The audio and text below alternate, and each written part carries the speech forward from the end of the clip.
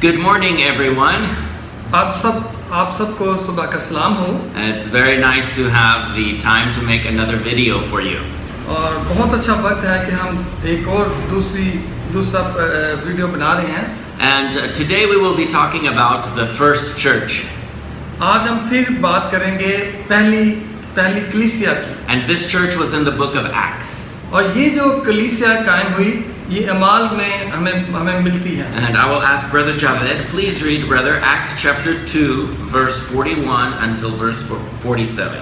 आइए हम कलाम मुकद्दस में से पढ़ेंगे दोबारा अमाल 2 बाब उसकी 40वीं आयत से लेकर 47वीं आयत तक।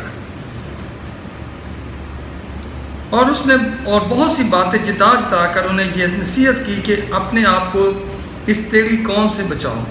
पर जिन लोगों ने उसका कलाम कबूल किया उन्होंने बपतिस्मा लिया और उसी रोज़ 3000 आदमियों के करीब उनमें मिल गए और ये रसूलों से तालीम पाने और रफ़ाकत रखने में और रोटी तोड़ने और दुआ करने में मशगूल रहे।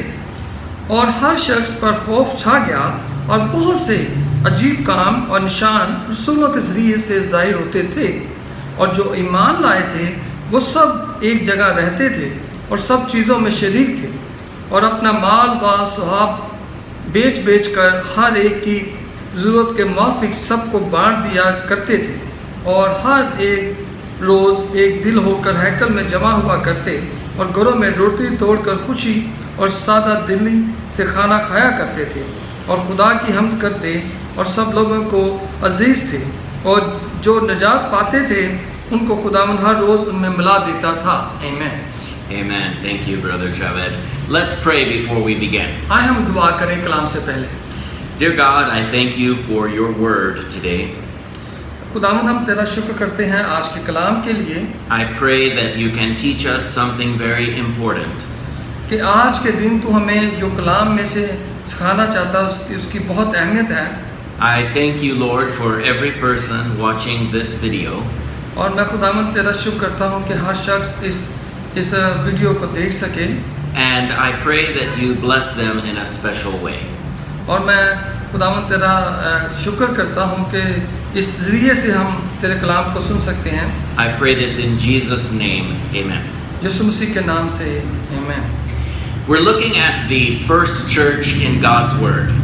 हम यहाँ पर देख रहे हैं पहली कलीसिया को जो खुदा के कलाम से। And there are 5 things that the church always did in the book of Acts. और 5 चीज़ें हमें यहाँ पर हर कलीसिया में नजर आती हैं। Verse number 42 says that they focused on the doctrine, the Word of God.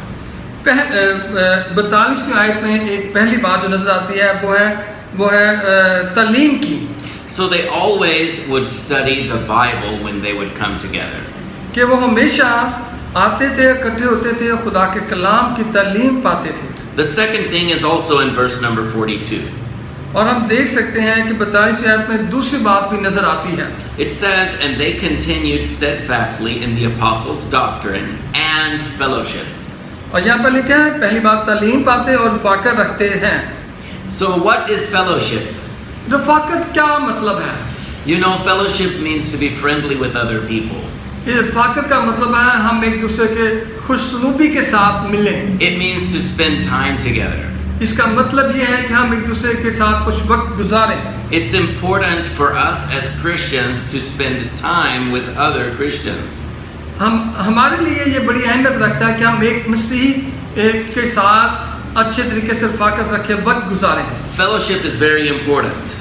जो रफ़ाकत है वो बड़ी अहमियत रखती है। Let's see what the Bible says in 1 John chapter number 1 and verse number 3. आइए हम कलाम मुकद्दस में से देखेंगे पहला यूहन्ना उसका पहला बाब उसकी 3री आयत। These are new Christians, and what is John telling them to do? यहाँ पर नए मसीहों की बात हो रही है और यूहन्ना इनके बारे में क्या कहता है। 1 John chapter 1 verse 3.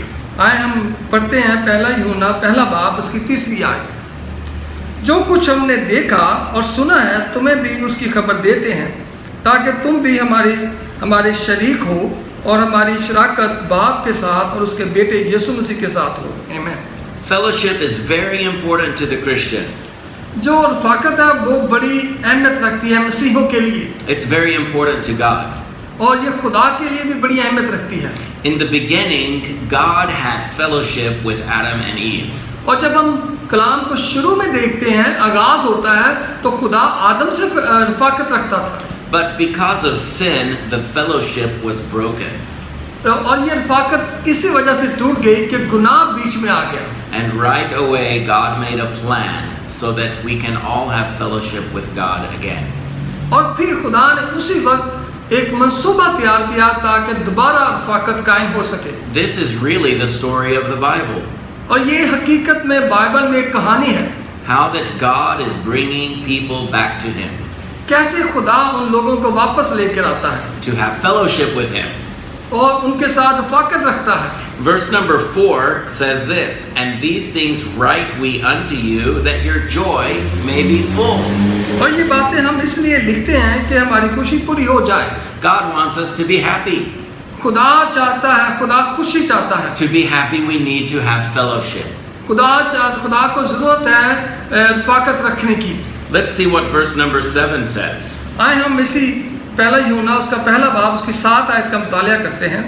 But if we walk in light, as He is in the light, we have fellowship one with another, and the blood of Jesus Christ His Son cleanseth us from all sin. लेकिन अगर हम नूर में चलें जिस तरह के वो नूर है, जिस तरह के वो नूर में है, तो हमारी आपस में शराकत है, और उसके बेटे यीशु का खून हमें तमाम गुनाहों से पाक करता है। Amen. So if we are walking in the light, we can have fellowship one with another. अगर हम नूर में चलेंगे तो इसका मतलब है हमारी उससे शराकत है, हमारी उससे रफाकत है। But people who are not walking in the light, they will not come to the church and have fellowship. लोग नूर पे नहीं, लोग रोशनी में नहीं चलते और ना कलीसिया में आते हैं, रफाकत रखते हैं, Because they are walking in darkness. क्योंकि वो अंधेरे में चलते हैं, तरीकी में चलते हैं। It would be better if they just walked in the light. हमें बेहतर ये है कि हम नूर में चलें, Then they could have fellowship again. और फिर क्या होगी, हमारी दोबारा रफाकत होगी, And they would have full joy. They would be happy. और फिर इसी तरह हम मुकम्मल तौर पर खुश होंगे। This is what God wants for us. और ये खुदा चाहता है। This is talking about coming together as a church in one place.